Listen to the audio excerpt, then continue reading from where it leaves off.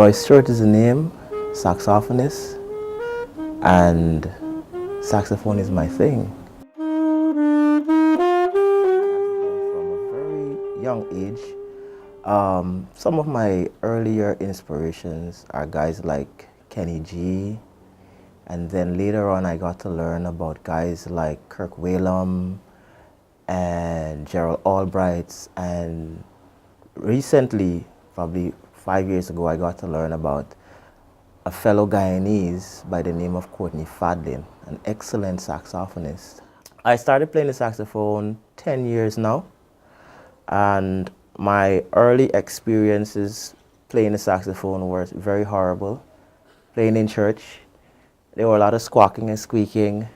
Even at home, my mom told me once that I might drive her crazy if I don't stop playing the saxophone.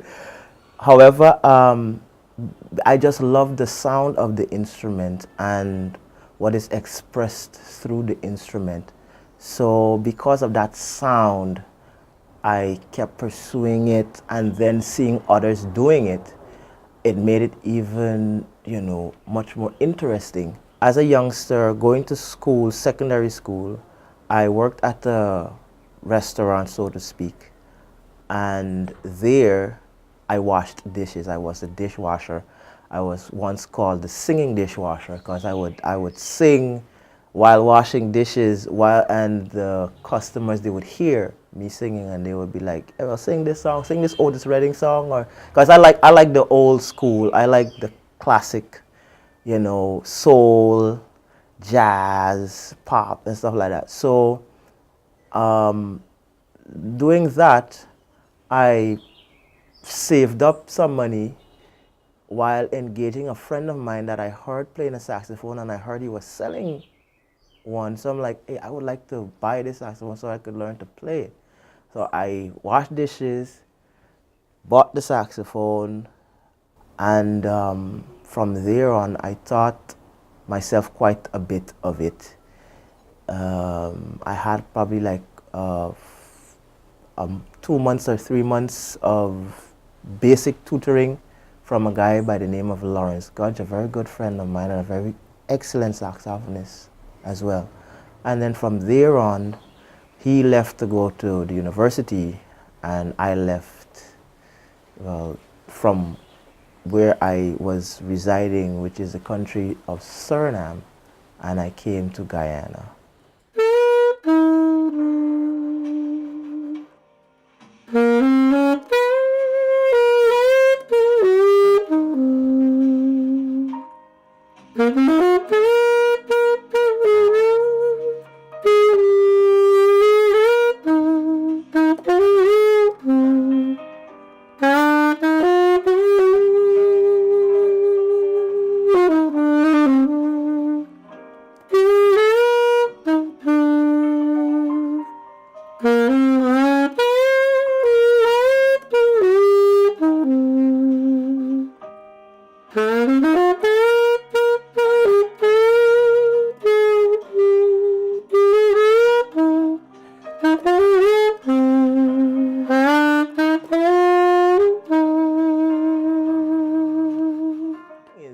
Sweet sax, I never gave myself that name. It was in nowhere, in my mind to give myself that name. A friend of mine by the name of Oratus de Matos, bassman, we had a convention, Seventh Adventist Youth Ministry convention, and I was asked to play impromptu before a very large crowd. And that was my sweet sax starting point. He just blurted out of his mouth, "Sweet sax," and then that was it. And they kept running with it, and they're still running with it. And I'm like, why do you guys do this? So the sweet sax name actually came from Oratus de Matos, and I somewhat embrace it because what I do must be very appealing and tasty, so sweet, and of course through the saxophone, So that's how sweet sax actually started. desire to inspire and to motivate positivism through my saxophone. I always tell myself, like, probably if I would speak to someone or speak to a crowd, they probably might 50% listen to what I have to say. However, when I express what I'm feeling and I'm thinking or an idea that I have through the instrument, everybody listens. My thing is, persons do not have to pay me to play the saxophone. I would do it regardless of. What I require of persons is to respect and to honor that which I would bless them with, which is, music or entertainment that I think will go a very far way. I am currently working on a single right now entitled Daddy's Love. Hopefully it should be out by Father's Day. I actually put that song and dedicate that song to my daughters. I have two beautiful daughters. One's name is Jasmine and the other's name is Janine. And of course a beautiful wife, which her name is Tamela.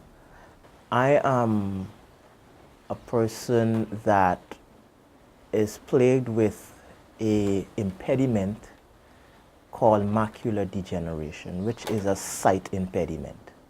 So I was diagnosed in 2012 with macular degeneration, but I was born with it. However, persons would have said that probably I would have been totally blind by now. And thank God I'm not. And so Daddy's Love is like saying to my girls, I actually can see you guys. Because a part in the song says, I never had thought I would have seen you. I never had thought I would have felt this way, So that's a little insight on Daddy's Love that should be out a little later in the year.